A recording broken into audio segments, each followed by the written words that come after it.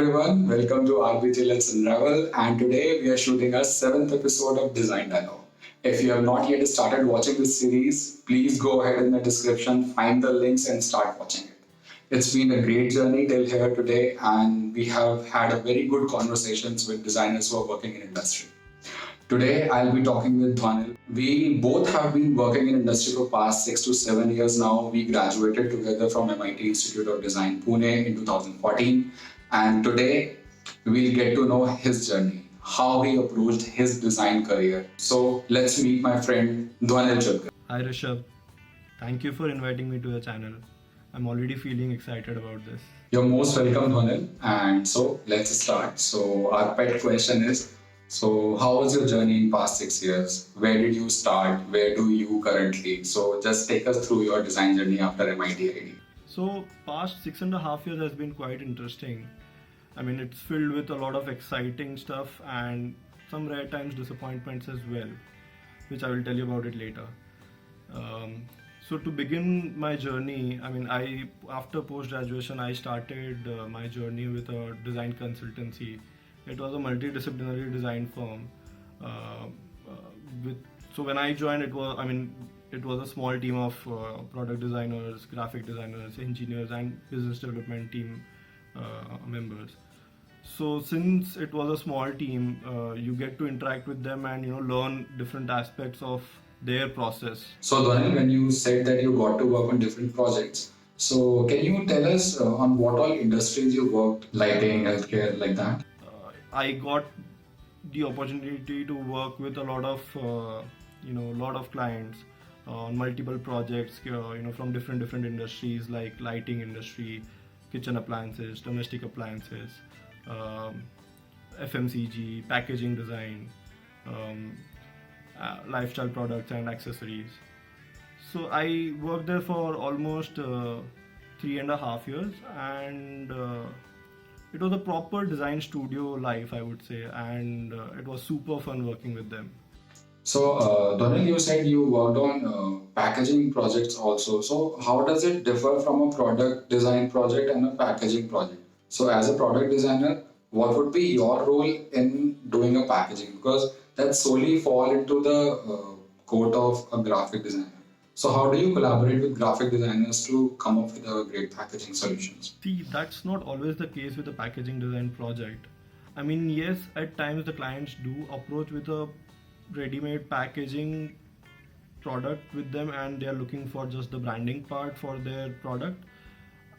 For example, food packaging, wherein they already have the box or the container ready with them, and they are looking for just the branding part to be done on that packaging, on the packaging. In that case, of course, the project falls in the court of a graphic designer. But to give you an idea about the project on which I worked on, the client was actually looking for a completely new packaging solution starting from the product. So I had to design the container or the packaging for their product. Of course, with the graphic part. So me and the other graphic designer was working on this project.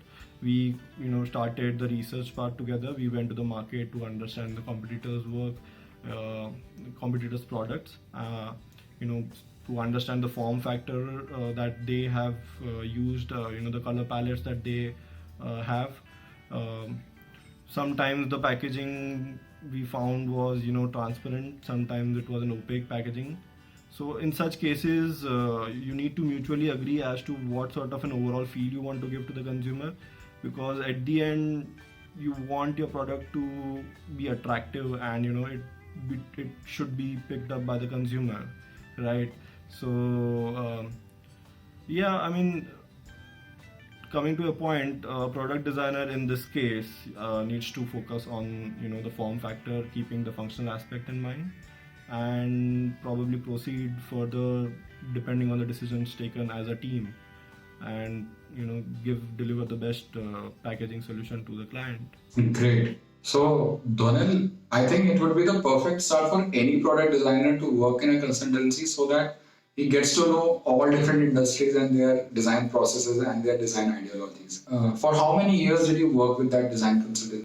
So I worked there for almost 3.5 years, and it was a proper design studio life, I would say, and it was super fun working with them. Now, today, in which role are you, and what is your present roles and responsibilities in your present company? I'm currently working as a design manager, where I lead the design team for the upright category of luggage. Um, I mean, we have multiple categories of products like backpacks, soft luggage, hard luggage, duffel bags, rolling duffel, and accessories. Um, Recently, we've also developed masks and face shields, considering the current situation that is going on. But yeah, I mean, I look after the luggage category. Um, Now, it does not mean that you can't work on the other categories. Because we have a very small team. I mean, we often help each other out in projects whenever required. So it's a great team to work with here, and I'm happy about it. So basically, you entered into a leading luggage company, and there also you have different segments to explore. So, Donald, tell us about the differences in design processes of a consultancy and an OEM. So, since you have seen both of the words, so we would like to know the differences. See, in my opinion, the design process remains almost the same no matter where you're working. Uh, but it's about how much weightage you get to give on a particular project in a particular consultancy or a particular company. For example, at few places, sketching is given the utmost importance. Few places, engineering is given more importance. Uh, Few places they have a dedicated research team who will do the research part, and they'll pass on the insights to the design team, and they'll take it forward from there. There are different such scenarios you'll see in the industry. So, in my opinion, no matter where you're working, the designer should know the entire design process, and he should be ready to adapt himself to the company's internal processes. Now, to tell you about the differences in the processes between a design consultancy and an OEM, um, well, in a consultancy, you get to work on the project until you deliver the final deliverables, say manufacturing drawings, and sometimes even you work with a manufacturer and support your client until the product is launched. When you compare this with an OEM, sometimes you have to work even before the project has been initiated, and sometimes even after the project has been launched in the market. See, what I mean is, there have been times when you go for a market research, and you get insights, and you share those insights to the marketing team, which kind of leads to a creation of a new project requirement, which eventually comes back to you. I mean, then you have to work on the project. So that's how sometimes you have to work before the project begins. And what I mean by working after the project has been completed is that, say your project has launched in the market, and the product is facing some problems, and you have to rectify those issues as soon as possible. So yeah, you have to work around your project on and off in such scenarios. The other important thing that I want to add is, in an OEM setup, sometimes you have to keep a track of components, stocks, or inventory, and design your products considering the existing stocks or inventory. And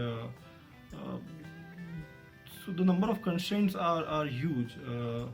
And this is what I've learned, that it's more easy to create designs when the constraints are less. I mean, you can create great designs when you're free to think without any boundaries, but it's more difficult to create great concepts when you have a bulk of constraints, like pricing, components, or manufacturing, for that matter. Got it. So, in your description of your journey, you have multiple times mentioned about the manufacturing part. So, do you think it's very important to know the manufacturing processes and materials on which you're gonna work? Okay, see, I believe it's very crucial to know all the manufacturing processes beforehand, because see, you never know what project you will get to work on, tomorrow.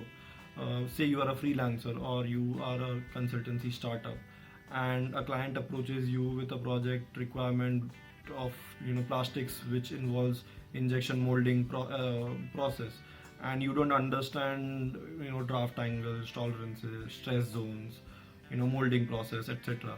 You won't be able to do right justice to the product. You won't be able to contribute well to your design, in my opinion. And I understand that you don't have to work as a manufacturer or with the manufacturer all the time, but if you design a product which is not manufacturable, then what is the point? You know, and it's okay to not know a manufacturing process, until you're not working on unless you're not working on that project. So, for example, when I joined the luggage industry, I did not know the manufacturing processes related to fabrics. There are products like backpacks and soft luggage, duffel bags, which has the fabrics as a major material in the product. And if I don't understand the manufacturing processes, I will end up designing something which is not manufacturable, and probably end up wasting my time and everybody else's time and money as well, who are associated to this project. So it's better to it's I think it's quite important to know the manufacturing processes. Let's ask our guest the most important question of this design dialogue, which is, what do you advise design students how to go about their design education? See, most of the times that I have noticed is that the students miss out working on the details of their product. I mean, I understand that the projects that they work on in college, are conceptual levels and sometimes even futuristic, and it's okay to have such kind of projects, but at least plan the details of your product, or at least have a thorough thought process as in how the product can be implemented. Maybe not now, maybe in future. uh, you know uh, for example, we often see futuristic concepts in movies like Iron Man, Spider-Man, or Interstellar, and we know that the technology that they are showing is futuristic, and it still feels so natural and real. uh, See, that's the point. I mean, I remember watching the first Iron Man movie, and remember the scene where the suit covers up Tony Stark, and you see all those small tiny parts moving and being placed at the right place, uh, and you feel like, wow, boss, क्या बनाया है? More than that, you feel like कैसे सोचा है उसने, stuff like that. So I think it's those details that make an impact of on the design. Even if it's a small tiny snap that you want to, or you have worked on, but at least make sure that the tiny snap is done right. You can highlight that small part of your project also.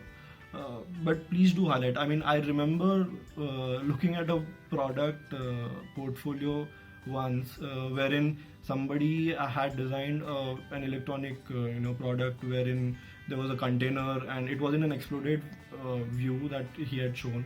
There was a container, there's a PCB and some other component and the lid, and it had no single detail on any of those parts. I mean, he did not even show how the PCB is going to be placed, or how the lid is going to be placed on the container, whether it's a snap fit, whether it's a turnaround fit, or whether it's a threading part. I don't know. I mean, he had not shown any single detail of that product. So guys, please don't do that. What I believe is that details give life to the product. The other important thing that I feel that the students should focus on is their portfolio. Um, there have been times when we have scrapped portfolios by looking at just the first two pages. I mean, you just can't bear more than that. And I know that I'm not the only person who does this in the industry. And Rishabh, tu bhi ye karta hoga. I'm pretty sure about that. Um, See, I think students should understand the importance of this because they are actually portraying themselves with their work through portfolio. I mean, what kind of an impression you want to create in front of the interviewer or to the one who is reviewing your portfolio. Uh, Now, it does not mean that now that I've said this, it does not mean that you work only on the first two pages and you keep the rest of the portfolio dull. We will still scrap your portfolio. So if it is not worth it, so I think please focus more on that. Uh, I mean, I also understand that in college we don't get time to work much on the portfolio. I mean, you are actually tied up with projects and deadlines and submissions. But I mean, consider the portfolio as just another project, and probably start giving equal importance, or maybe even more than that, the importance that you give to your projects. And I mean, please work on that. In college, the other important thing that I feel is missing is probably having a project planned under tight budget. Uh, I don't know if it's already been implemented in few colleges or not, but if it is not, I mean it should be, uh, because I'm not saying that you plan all the projects that way. Maybe one or two projects will help. I mean, it will help students to train their mind to work under real life constraints and challenges. सही बात है. Actually जब project करते हैं ना तो उसमें वो फाइनेंस वाला एक हाइपोथेटिकल एंगल तो रख ही सकते हैं. So Dhwanil, I think we have reached the end of our video. It was a very good and interesting conversation we had, and thank you so much for sparing the time so that you can come and share your insights, share your journey. It was a very interesting topic. Thank you so much for coming onto my channel. Thank you, Rishabh. Thank you for inviting me to your channel. Guys, please subscribe to this channel, RBJ Let's Unravel, and don't forget to like and share this video.